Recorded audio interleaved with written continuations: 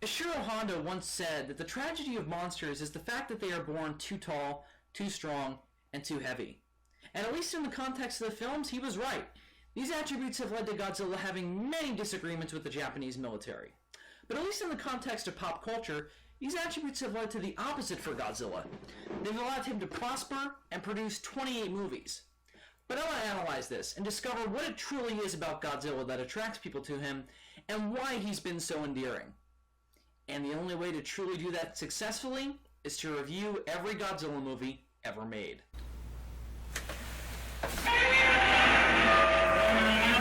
Some people might be angry, but regardless, welcome to Zazubaar's Godzilla Palooza.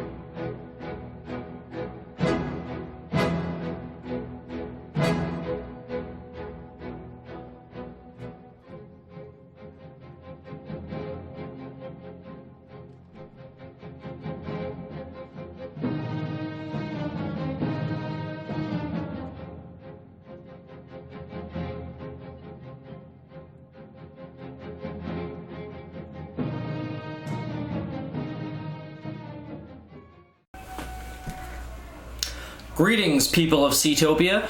I am Zazubaar, and welcome back to Godzilla Palooza. It's day 14. Today we're going to be taking a look at one of my least favorite Godzilla films, but one that has strangely become a cult classic. Today we're going to be taking a look at 1973's Godzilla vs. Megalon. Yeah, this movie sucks. But before we get into that, I suppose I should talk about this movie's background and its place in the G-fan community. Godzilla vs. Megalon has strangely become a cult classic, and I don't really know why. Well, I do know why, but I don't agree with the reasons for it. This movie is extremely popular among certain groups of G-fans, and especially among certain groups of G-fans who are also kind of fans of tokusatsu sorts of TV shows, which are basically that's kind of a Japanese giant robot superhero TV show, like Ultraman's one and Spectreman and many others. And this film is very much so in that style, and its main central character is not Godzilla, in fact, but the main central character of the film is indeed a giant robot named JIT Jaguar, who is very much so inspired by characters like Ultraman. So it's very much so in that style, and I think that's why a lot of G-fans who are fans of that gravitate toward this film and like it, and appreciate the things about it that I can't because I'm not a fan of Ultraman. I don't hate Ultraman or anything, I'm just not a fan of it. I was never exposed to it. So that's why I don't think, even as a kid, I really like this movie. This is, in fact, my third Godzilla film. And I only know that because I know that Godzilla vs. the Sea Monster was my second one, and I got the two movies in a kind of a strange double feature VHS pack. So, I saw them both sequentially, and I know this was my third Godzilla film. And despite my nostalgia for it, even back then I didn't really like it, because the big reason why I didn't like it, back then at least, I'm not talking about now, back when I was a kid, the thing that kind of made me not like it is the fact that Godzilla doesn't show up until 20 minutes before the movie's over. And the reason why I didn't like that was because I wasn't watching it for the tokusatsu things about it. I'm sorry if I'm saying that wrong, but I could very well be. I'm sorry, that's just how I'm going to say it. I wasn't watching it for that. I was watching it because it was called Godzilla, and he's only in 20 minutes of the movie. So, and he's ultimately not a major part of it, and he isn't really even the central core aspect. It really is JIT Jaguar's movie, just with Godzilla thrown into it. And the reason for that was because back in 1972, Toho held a contest across Japan for submissions to create a robot superhero. And a elementary school student sent in a drawing of a robot of a robot superhero that he called not JIT Jaguar, but he in fact called the Red Aaron. And it was kind of a cross between two particular tokusatsu characters, Ultraman obviously, and Mazinger Z. So Toho didn't like the name, so they changed it to JIT Jaguar, and they said, okay, so we're gonna kind of break into that whole tokusatsu thing that's been going crazy for all these years, break into it and create our own character for that, and they created JIT Jaguar. And the movie that came out of that is not Godzilla vs. Megalon, but was set to be called JIT Jaguar vs. Megalon. And Megalon was actually not even created for this film. He was actually kind of a thing that Toho had lying around because the year previous when they were no, I think it was actually in late 1970 when they were planning this. I don't know. There was a point where they were planning what would eventually become Godzilla vs. Gigan, and it was supposed to be a movie called Godzilla vs. the Space Monsters. And one of the monsters that they had planned to use for that film was a monster called Megalon. They scrapped it because Godzilla vs. Gigan's budget only allowed for 4 monsters to be in it, so they scrapped a lot of the ideas they had for that film and saved Megalon for this film. So Megalon was carried over for that, and they planned to call it JIT Jaguar vs. Megalon, and this was supposed to be a star vehicle for JIT Jaguar and break Toho into this whole tokusatsu thing. So the problem was that when they were in pre-production, the movie was in pre-production, it was getting ready to shoot. They were doing the storyboards, they already had a script, and Toho just realized, wait a minute, we can't make this because who the hell's gonna know what a JIT Jaguar is? And also the thing is that they were looking at it and they were like, if I was a person going to a movie, I wouldn't go see this. So they thought, all right, we need to do something really quick, otherwise we're gonna lose a lot of money, and this whole thing's gonna go down the shit drain. So they decided, all right, here's what we'll do. We'll get back Shinichi Sekizawa, you know, very famous Godzilla writer. He had written a good chunk of the Showa series. And we'll have him rework the screenplay and turn it into a Godzilla movie, or at least a film with Godzilla in it. So they reworked the script to incorporate Godzilla, and since they felt that even still the movie didn't have enough marquee value, they decided, all right, let's throw in an old Godzilla enemy, we'll throw Gigan in. Gigan wasn't old, but they wanted to throw in a monster that Godzilla could fight with recognizability, so they threw in Gigan. So that's how we got the film we got of Godzilla vs. Megalon. And the thing, and that ultimately is the reason why I don't like it, is that it's not really a Godzilla movie, is that it's mainly a JIT Jaguar movie, or mainly just a tokusatsu movie. And I'm not a fan of that, so I don't really like this movie for that reason.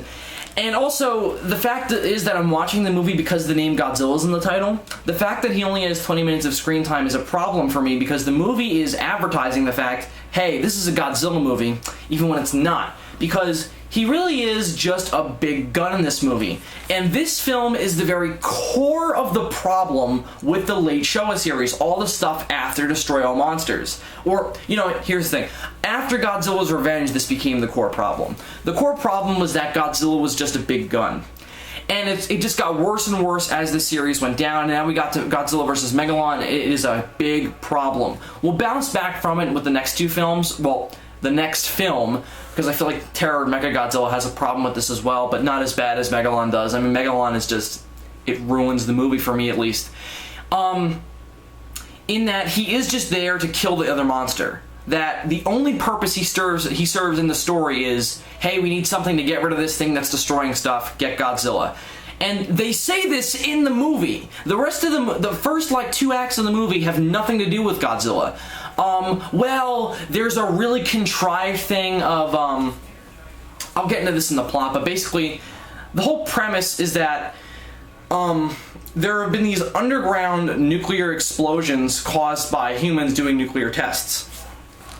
And, the explosions have unsettled and pissed off this underground civilization called Seatopia. Or not even underwater civilization of Seatopia. It's kind of like a playoff of Atlantis or Mu.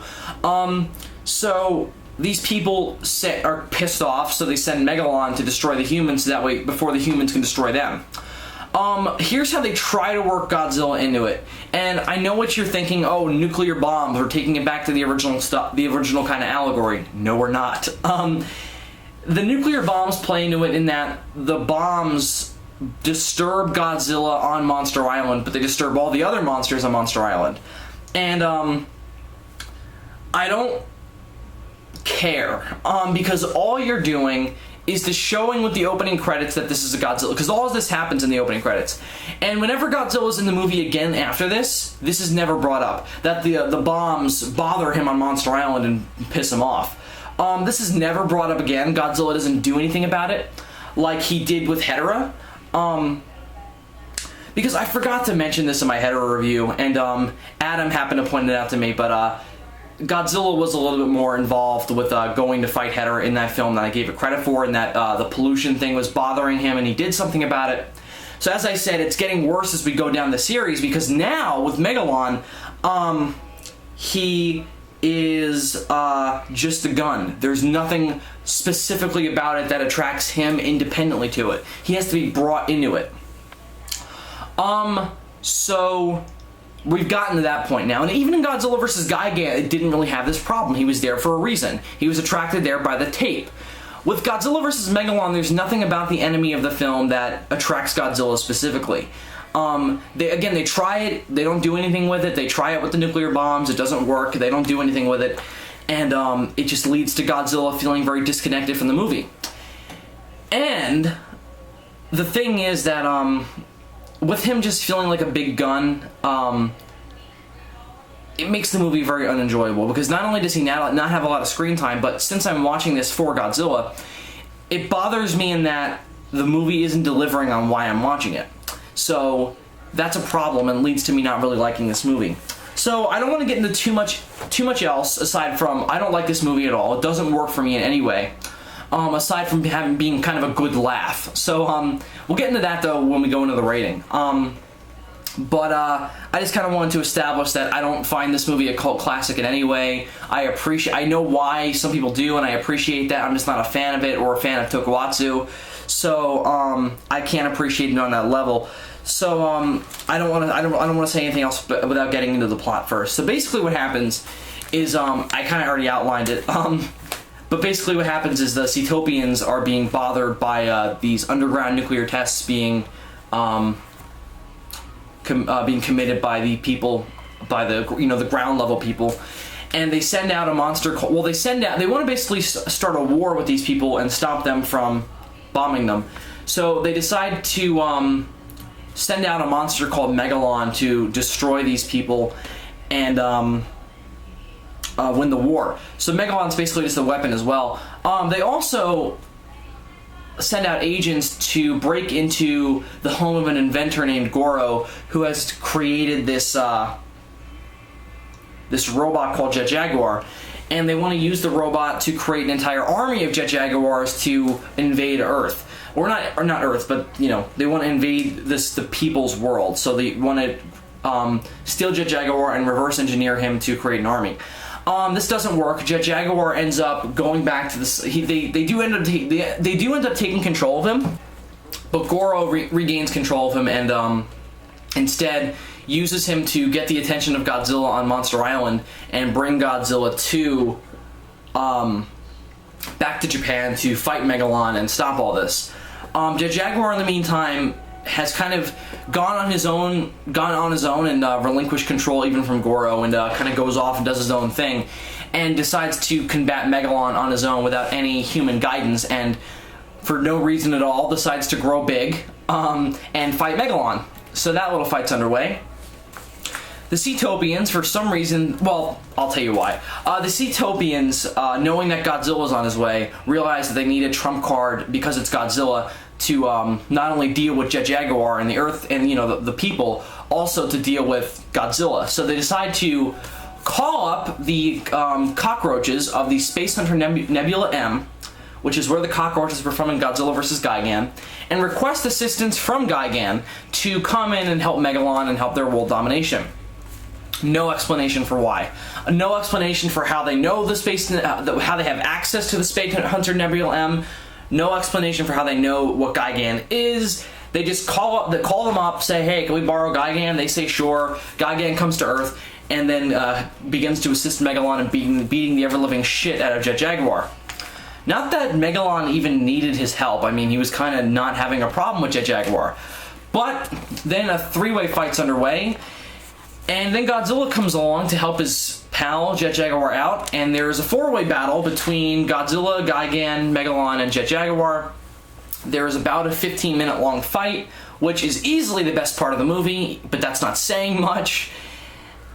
Megalon and Gigan are not killed again, but they are defeated. The Seatopians retreat back into the underwater, and Godzilla returns to Monster Island, and JIT Jaguar grows back down to normal size and goes off to live with his human friends.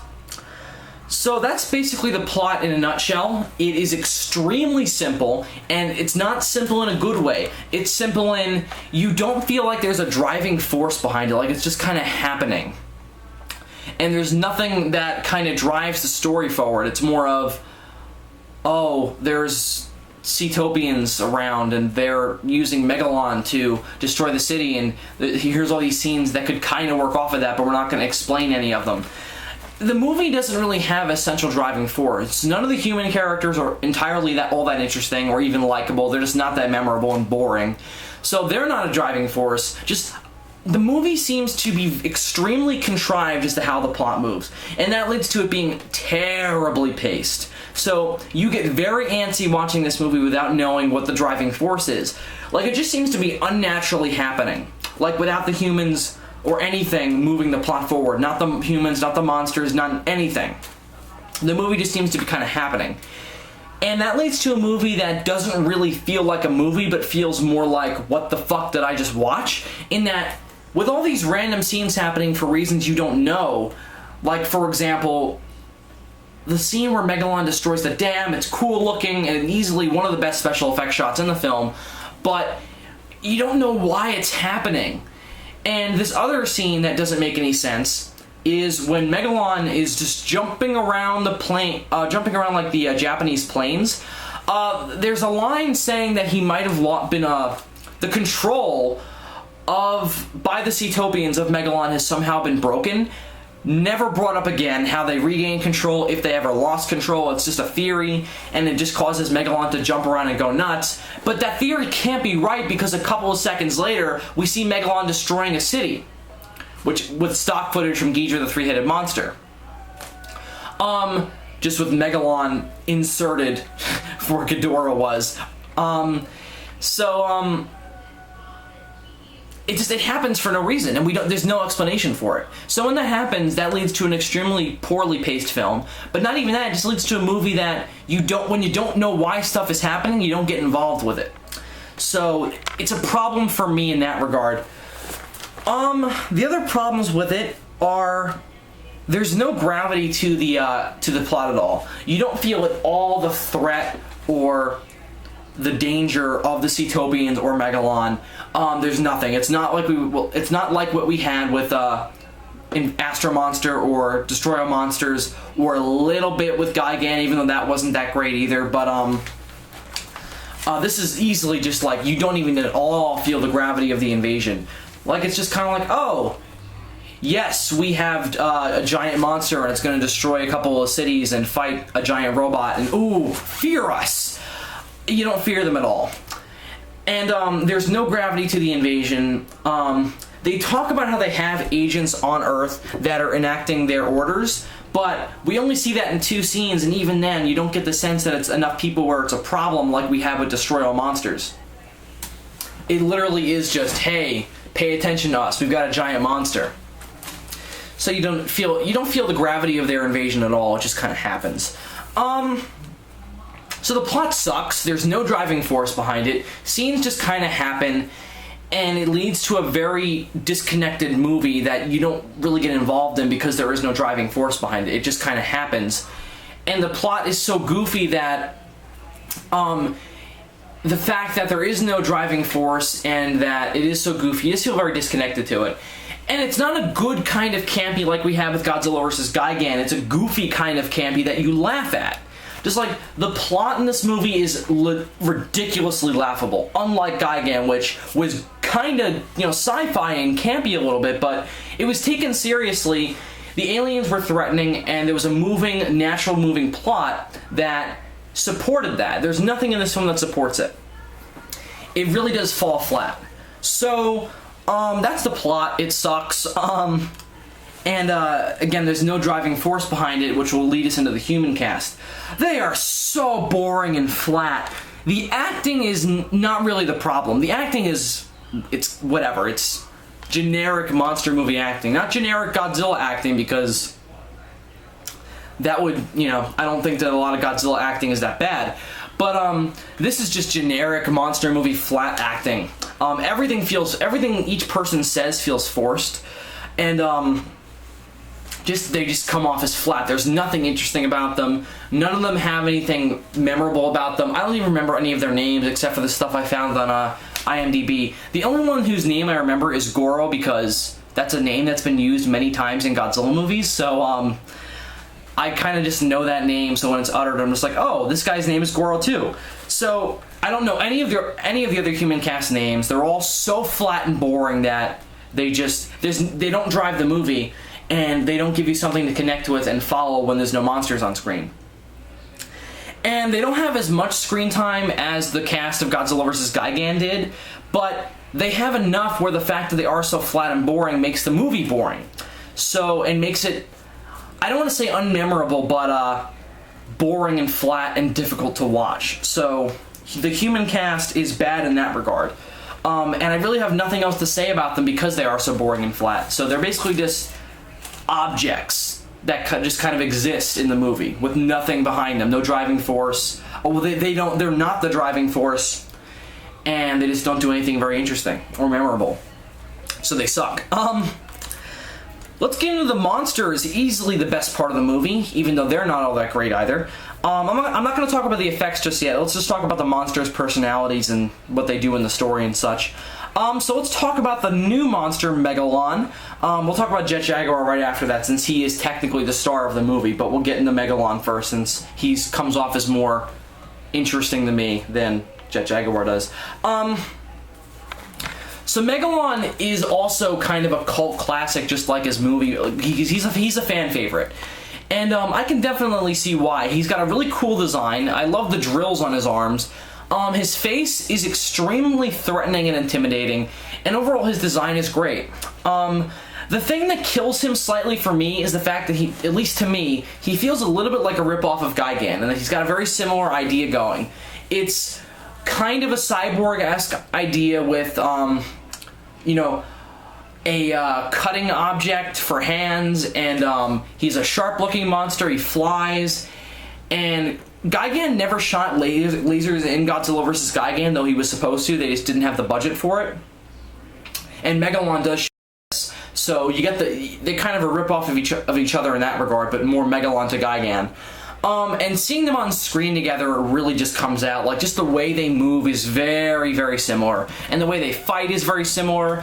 And it leads to you not appreciating Megalon as much as I appreciate Gigan, because Gigan was made first. So, you know, Megalon just comes off as a ripoff of him. And again, he's cool. He's just nothing really all that unique like Gigan is.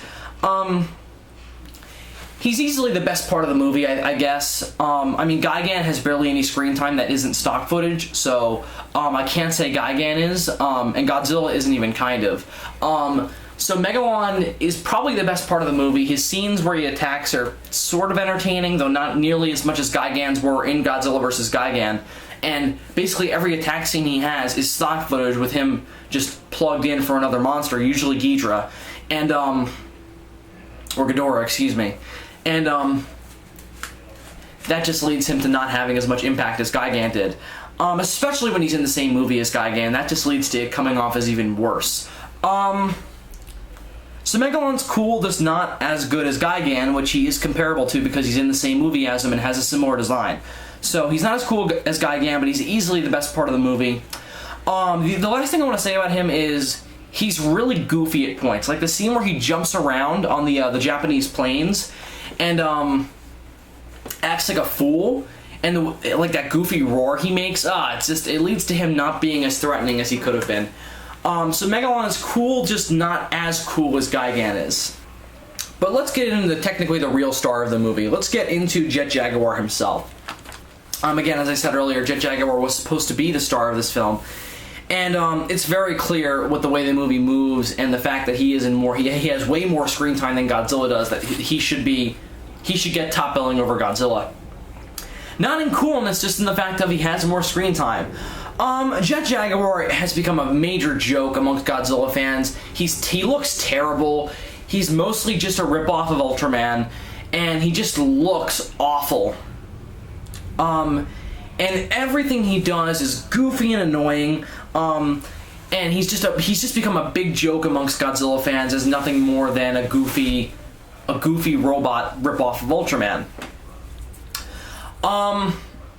Also, he's extremely annoying and makes no sense.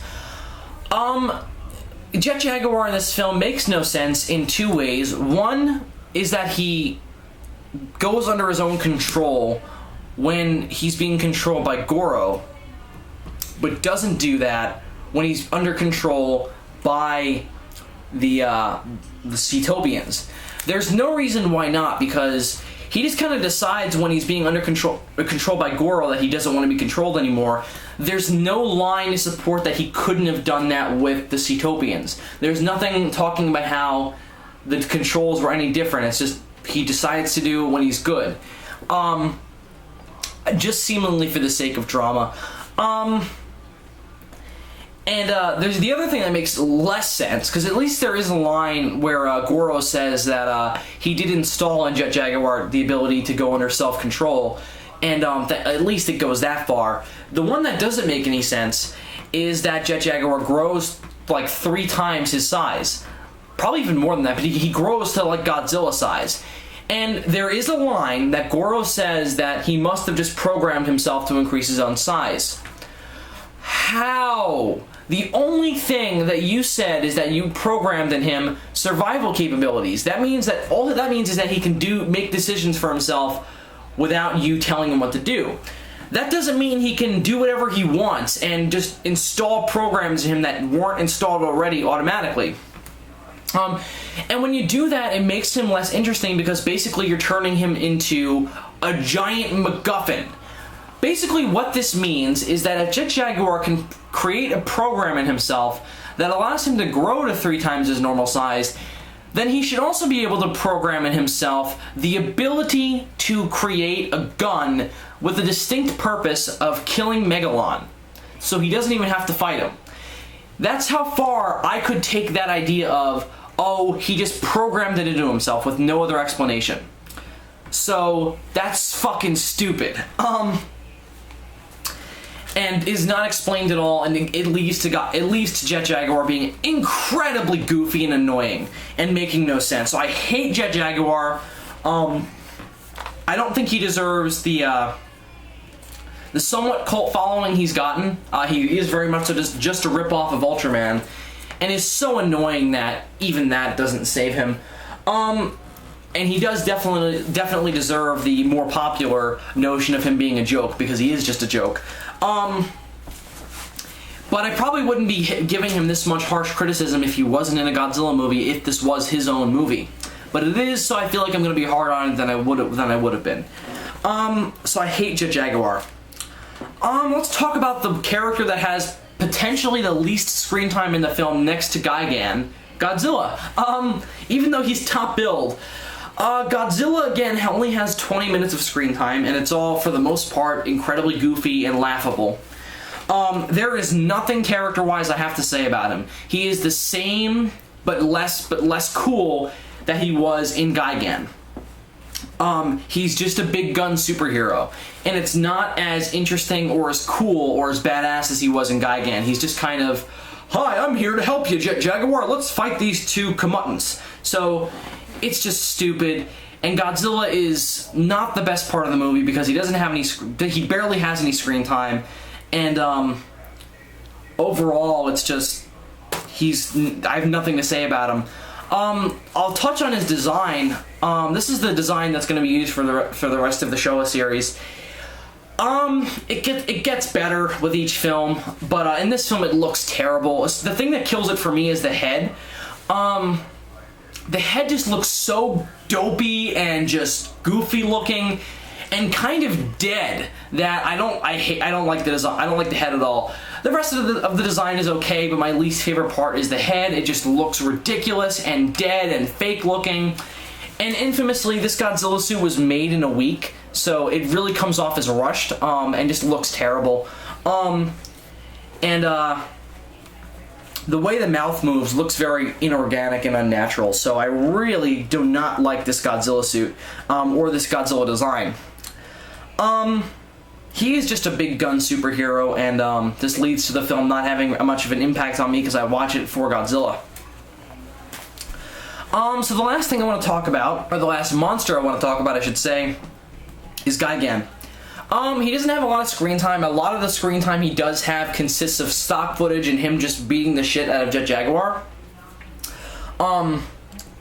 And he comes off as basically the same as he did in the original, in Godzilla vs. Gigan, just not as badass. The thing that sticks here and is almost even more pronounced is his treacherous behavior. Gigan in this film, actually, after having the crap beaten out of him by JIT Jaguar and having his arm broke, he actually just flies away from Megalon and leaves him to have the shit beaten out of him by Godzilla and JIT Jaguar. So I really like that we're pronouncing that idea, and Gigan in this film is cool, just not as cool as he was in Godzilla vs. Gigan. Otherwise, though, I just like the treacherous thing. But otherwise, he's just the same as he was in Godzilla vs. Gigan, just not as badass. So Gigan's okay, just not entirely, as cool. So let's get into the effects. They are so rushed. And they're rushed when they're not stock footage. There is, in fact, a scene that is quite well done, that I agree with the majority of people who do like this scene. When Megalon destroys a dam, and it's quite intricate in how the water rushes down and it almost drowns him when he breaks the dam. Yeah, it looks fine, but my problem with it is the fact that Megalon changes size like nobody's business. He's clearly bigger than the dam when he's looming over it and about to destroy it.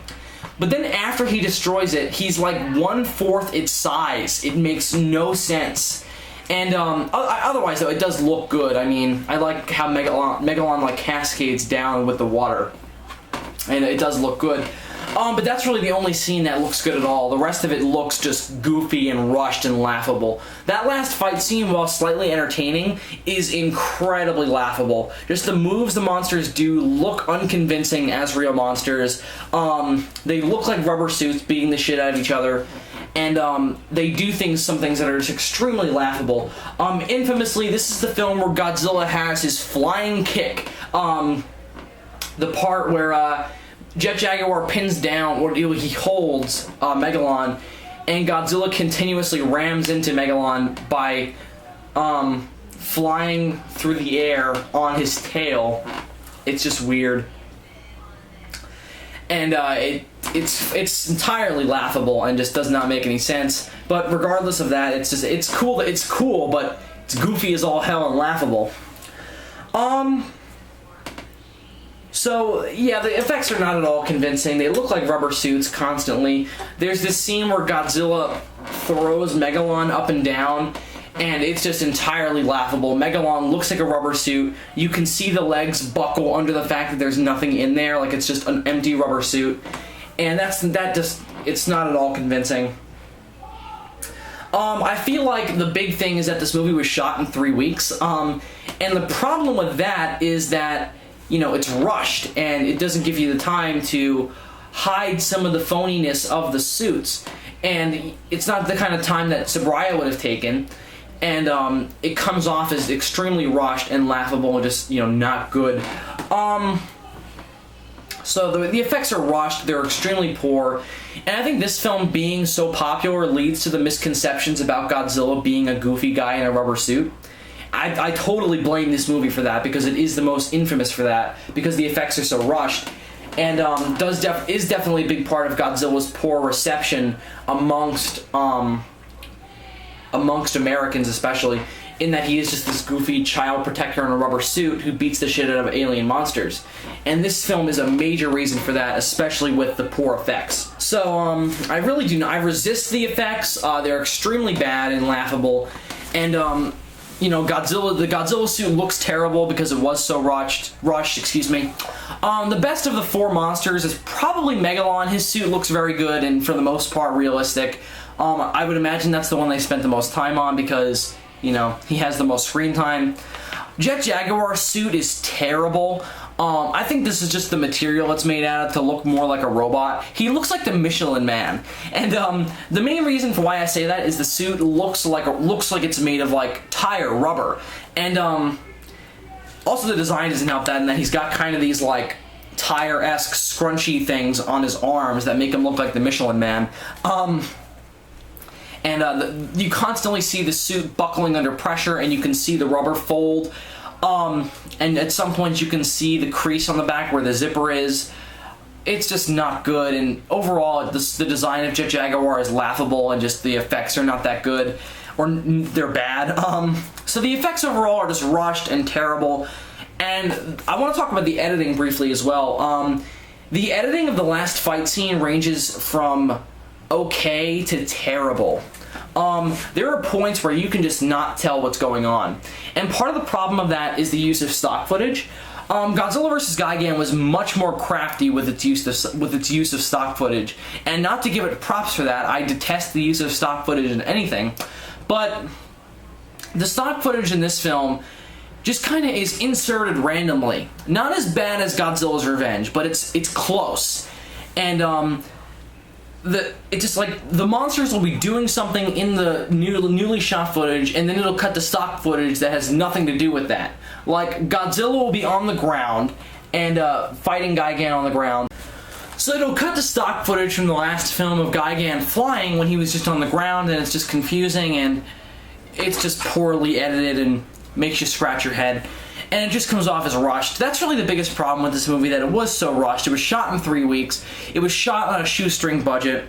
And it comes off as a very rushed production, and one that didn't really need to be, because this movie could have not have been made, and I doubt anyone wouldn't have minded. So, it's just rushed and just terrible, and just, the effects are just awful. And I can't blame the production team because it's not their fault. I mean, they were just very rushed, they had very little time, and they did what they could, and I appreciate that, but it doesn't mean it's any good, it just means that I appreciate what they had to go through. So, it just comes off as rushed and just not that good, and laughable, so, yeah. Let's talk about the music. It's by Richiro Manabe, and Manabe's music is goofy to say the least, but it kind of fits the tone at places. The music doesn't work for me in places where it doesn't fit what's going on screen. Like, the fight at the end has some really weird, almost like Old West music going on, and it doesn't make any sense, doesn't fit the action, and I complained about it in King Kong vs. Godzilla. It's the same problem here in that the music doesn't fit the action.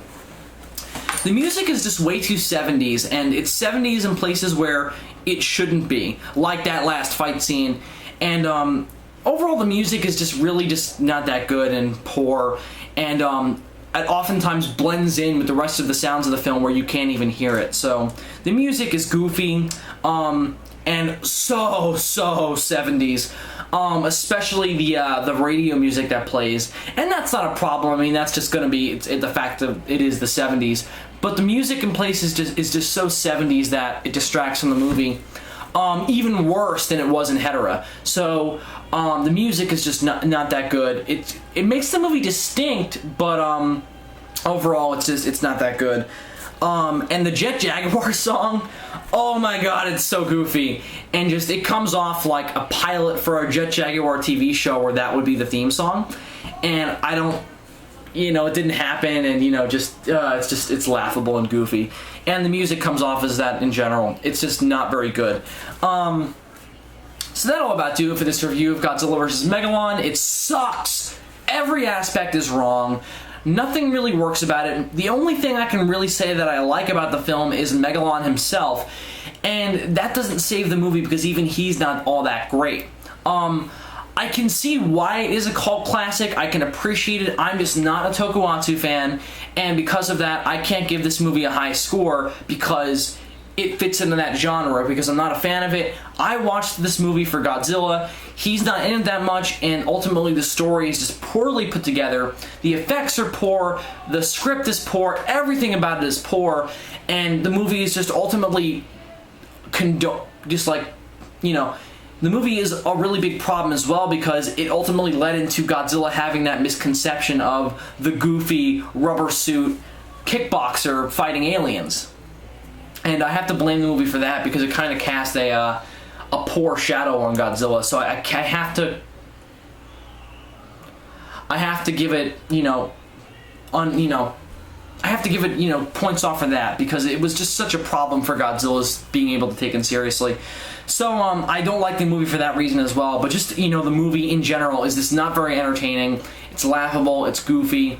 It's great Mystery Science Theater fare, and it's been done, and it's hysterical. And it's one of my favorite episodes, in fact.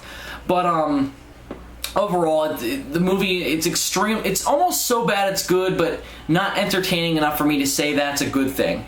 So that'll about do it for this review of Godzilla vs. Megalon. My rating, I'm going to give the film a 1 out of 5. It's a 0.5 better than Godzilla's Revenge because it at least has some entertainment value. That last fight scene is minorly entertaining, but not so much where it saves the movie. It doesn't. It's overall just not a good movie. Skip it. Unless you're a Tokusatsu fan, then I can see you kind of enjoying it because it's in that style. I'm just not a fan of that, so sorry. It's very much so made in that style, and that kind of bothers me. But if you're a fan of that, you might enjoy this film, but you also might not enjoy it because it is a ripoff of Ultraman. And from what I've seen, it's a poor Tokusatsu film, so I don't like it. It's got nostalgia, but bad nostalgia, since I didn't like this movie when I was a kid either. So I'm going to give it a 1 out of 5, skip it. I just don't really like it. It's one of the worst Godzilla movies ever made, and I just don't recommend it. So that'll about do it for this review of Godzilla vs. Megalon. And tomorrow, now we're going to get back into the good stuff when we get into one of my my personal favorite Godzilla films, a movie that really got me into the character and has one of my favorite Godzilla villains in it. Tomorrow, when we review 1974's Godzilla vs. Mechagodzilla. I'll see you guys tomorrow for that awesome review. Sayonara.